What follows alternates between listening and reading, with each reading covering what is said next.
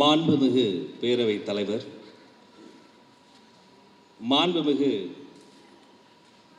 அமைச்சர் திரு ஆதவ் அர்ஜுனா அவர்கள், மாண்புமிகு அமைச்சர் திரு மரிய வில்சன் அவர்கள், ராம்கோ குரூப்பினுடைய சேர்மன் ஸ்ரீ PR வெங்கட்ராமராஜா அவர்கள், ஆல் இண்டியா செஸ் ஃபெடரேஷனுடைய India's first Arjuna awardee former secretary Shri Manuel Aaron அவர்கள், Sakthi group president chairman doctor M Manickam அவர்கள், இந்தியன் ஒலிம்பிக் அசோசியேஷனுடைய senior vice president Shri Ajay Patel அவர்கள், Chennai FC ultimate table tennis co-owner chairperson Shrimati Veetha Rani அவர்கள், தமிழ்நாடு ஒலிம்பிக் அசோசியேஷன் அன்பு சகோதரர் பிரசிடென்ட் டாக்டர் ஐஸ்வரி கணேஷ் அவர்கள், மேடையை அலங்கரித்துக் கொண்டிருக்கக்கூடிய ஆற்றல் மிக்க விளையாட்டுத்துறையினுடைய ஜாம்பவான்கள், அரங்கம் முழுக்க இருக்கக்கூடிய அன்பிற்கினிய சொந்தங்கள், பந்தங்கள், நல்லவர்கள், வல்லவர்கள், உங்கள் அத்துணை பேருக்கும் இனிய மாலை வணக்கம், மாலை வணக்கம், மாலை வணக்கம்.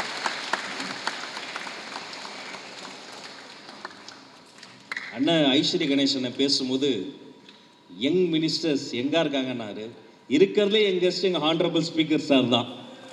Is always 16 by heart. நீங்கள் அசம்பிளியில் பார்த்துருப்பீங்க, அங்கே ஒரு உறுப்பினர் எழுந்து எம்ஜிஆர் சாருடைய ஒரு லைனை பாடினோன்னா அடுத்த லைனையும் சொல்லு அப்படின்னு சொல்லி இன்னும் விட்டுருந்தா இன்னும் கொஞ்சம் அவர் பாடியே இருப்பார், பாட்டாவே பாடிட்டேன்ற மாதிரி. Is always young 16 by heart but always a noble wise man. சாரை மாண்புமிகு புரட்சி தலைவர் பொன்மனச்செம்மல் எம்ஜிஆர் அவர்கள் ஒரு வார்த்தை சொன்னாருங்க. எனக்கு மட்டும் எம்ஜிஆர் சொல்றாரு, எனக்கு மட்டும் ஒரு பெண் குழந்தை இருந்தா நான் ஜேசிடி பிரபாகருக்கு தான் அதை கட்டி கொடுத்துருப்பேன்னு சொன்னார்னா எப்பேற்பட்ட மாமனிதர், எப்பேற்பட்ட மாமனிதர். என்னுடைய அன்பு சகோதரர், எனக்கு தெரிந்து உலக வரலாற்றிலேயே PWD மீட்டிங் போட்டு கான்ட்ராக்டர்ஸை கூப்பிட்டு யாரும் எதுக்கு கமிஷன் தராதீங்கன்னு சொன்ன முதல் மினிஸ்டர் எங்களுடைய மினிஸ்டர் மட்டும்தான். எல்லாரும் ஊழலை ஒழிப்போம்னு 5 வருஷத்தை ஏமாத்திடுவாங்க. இவர் ஓப்பனிங்லேயும் முடிச்சிட்டாரு, எதுக்கும் காசு கிடையாது, எல்லா லீக்கேஜையும் லாக் பண்ணு அப்படின்னு. Most vibrant, most dynamic, most truthful, உண்மையிலேயே விளையாட்டுத்துறைக்கு கிடைத்திருக்கக்கூடிய பொக்கிஷம் அன்பு சகோதரர் ஆதவ் அர்ஜுனா அவர்களை பார்க்கிற பொழுது நெஞ்சம் நிறைகிறது. கணேசன் இன்னொரு எக்ஸ்பிளனேஷன், இவங்க 2 பேர் மட்டும் கிடையாது, மாண்புமிகு நிதியமைச்சரை மாதிரி ஒரு ஸ்போர்ட்ஸ் பிளேயரை நீங்க பார்க்கவே முடியாது. அவரே ஒரு பெரிய ஸ்போர்ட்ஸ் பிளேயர். அன்பு சகோதரர் மரிய வில்சன் அவர்களை வாழ்த்த வார்த்தைகளை பல்லாயிரக்கணக்கான குழந்தைகளின் கல்வி கனவை காசை பத்தி கவலைப்படாம இலவசமாக நிறைவேற்றி தந்து கொண்டிருக்கிறார் மாமனிதர். சொன்னதை செய்தார். போன வாரம் ஒரு ஃபங்க்ஷன் வச்சுருந்தாங்க, லாஸ்ட் மினிட்ல கொஞ்சம் உடம்பு சரியில்லை, வர முடியல. சகோதரருக்கு இந்த நேரத்தில் அது மூலமாக நான் வருத்தம் தெரிவிச்சுக்கிறேன்.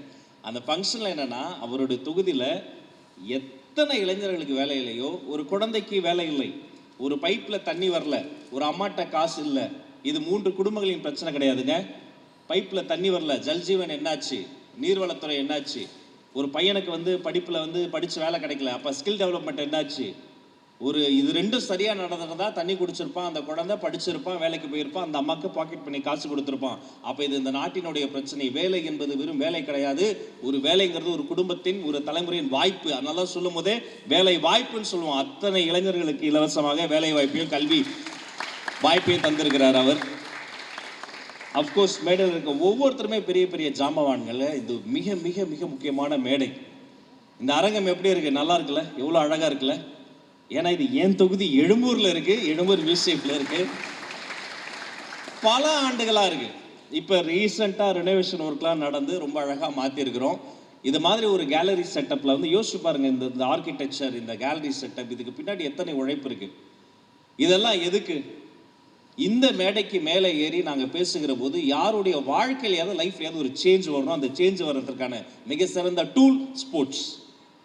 நான் பள்ளிக்கல்வித்துறை அமைச்சர், ஆய்வு கூட்டங்கள் பல கூட்டங்கள் நடத்திக்கிட்டே இருப்பேன், நிற்க நேரம் இல்லாமல் ஓடிக்கிட்டே இருப்பேன். ஒரு ஆய்வு கூட்டம் கொலாபரேட்டிவாக நானும் ஸ்போர்ட்ஸ் மினிஸ்டரும் நடத்தணும். அந்த ஆய்வு கூட்டத்துடைய நோக்கம் என்ன தெரியுமா? தயவு செய்து பள்ளிக்கூடங்களில் PT பீரியடை கட் பண்ணாதீங்க. நாங்கள் முடிவெடுத்தோம், PT period is must, cut பண்ணக்கூடாது.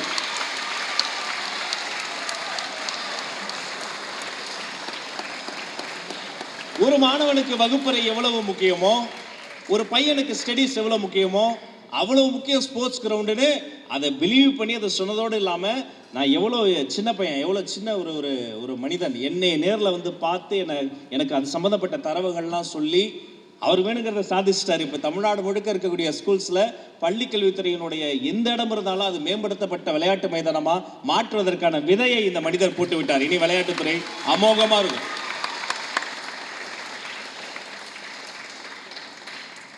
அது மட்டும் இல்லை, பல்வேறு அறிவிப்புகள் இருக்குது. அதெல்லாம் குட் டைமில் அவரே ஸ்போர்ட்ஸ் மினிஸ்டரே சொல்வாருங்க. எஸ், இது ஒரு மிகப்பெரிய டூல். உங்கள் வீட்டில் இல்லை, இந்த நாட்டையே மாற்ற முடியும்.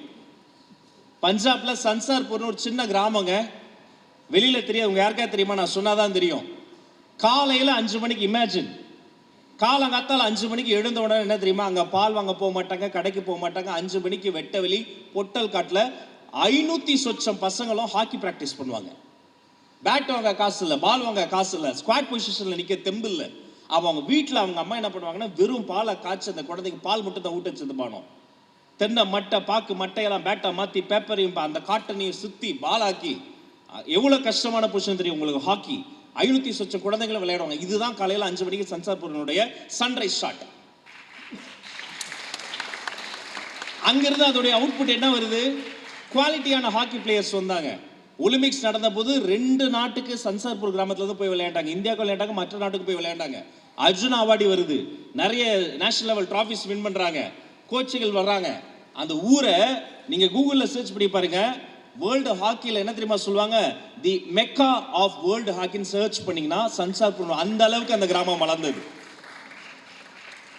பெருமையா இருந்தது. அங்க போய் நீங்க அட்ரஸ் கேட்டீங்கன்னு வைங்க, நீங்க போய் அந்த கேப்டன் இருப்பார்ல, அவர் வீட்டில் லெஃப்ட் எடுத்து நேராக போனால் டிராக்டர் வரும். அங்கே போனீங்கன்னா இந்த இந்த டிஃபென்ஸ் ஆடுவான்ல, அந்த பையன் வீட்டில் போயிட்டு நேராக போனீங்கன்னா அர்ஜுனாவாடி வீட்டுக்கிட்ட யூட்டன். இப்படி தான் அட்ரஸ் சொல்லுவாங்க. அவ்வளவு ஸ்போர்ட்ஸ் பிளேயர்ஸ், ஊர் செழுமையாக இருந்தது. 70களினுடைய ஆரம்பத்தில் அங்கே ஸ்போர்ட்ஸுக்கான முக்கியத்துவம் குறைந்தது, போதைப் பொருள் அதிகமானது.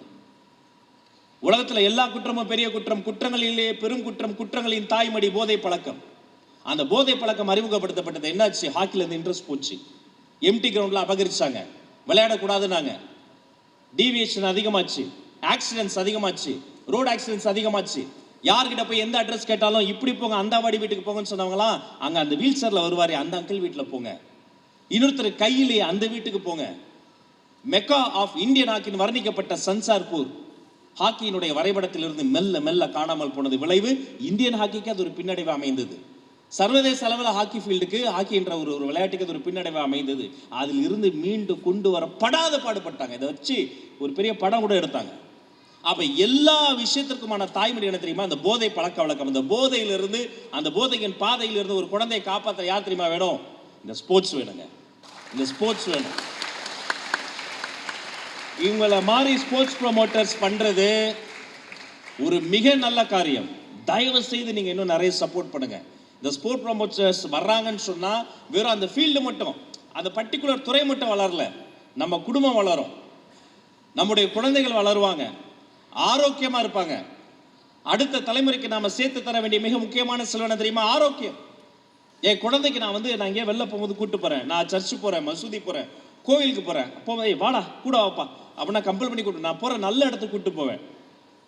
நான் வேற ஒரு இடத்துக்கு போறேன், அந்த இடத்துக்கு நான் போகவே கூடாது, 18 வயசுக்கு மேல இருக்க தான் போனாங்க, மதுபானம் இருக்கு, அந்த இடத்துக்கு நானே குழந்தை கூட்டு போவேனா? மாட்டேன். ஏய் எதுக்கு இங்க வர, இந்த இடத்துக்குலாம் வரக்கூடாது, மோசமான விஷயம், அது உடம்பை கெடுக்கும் சொல்லுவோமா மாட்டோமா? ஆனா இத்தனை ஆண்டுகளாக எஜுகேஷனல் இன்ஸ்டிடியூஷன்ஸ், பள்ளிக்கூடங்கள், கல்லூரிகள், கல்வி சாலைகள் இருக்கிற இடத்துக்குலாம் ரொம்ப ஈஸியா வீதிக்கு வீதி திரும்பிய திசையெல்லாம் பல்வேறு விஷயங்களை திறந்து வச்சிருந்தாங்க. மாண்புமிகு தமிழ்நாடு முதல்வர் சி ஜோசப் விஜய் அவர்கள் வந்தார். 717 மதுபான கடைகள் மூடப்பட்டது, கையெழுத்து போடப்பட்டது.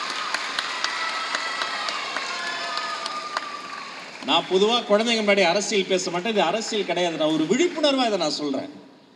அந்த பேரை கேட்டோம், அந்த குட்டிஸ் கத்துறதை பார்த்தீங்கல்ல, அந்த சந்தோஷத்தை பார்த்தீங்கல்ல. நெக்ஸ்ட் அடுத்த தலைமுறை இந்த நாடு, இந்த தேசம் இருக்கு பாருங்க, அவங்க கையில தான் இருக்கு. அப்ப நாம என்ன பண்ணோம்?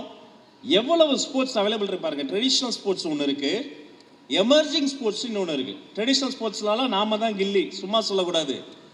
சேப்பாக்கம் கிரவுண்ட்ல மட்டும் கிடையாது, சின்னதா ஸ்ட்ரீட்ல கூட எங்க பசங்களை மாதிரி கிரிக்கெட் ஆடுறதுக்கு ஆளே கிடையாது.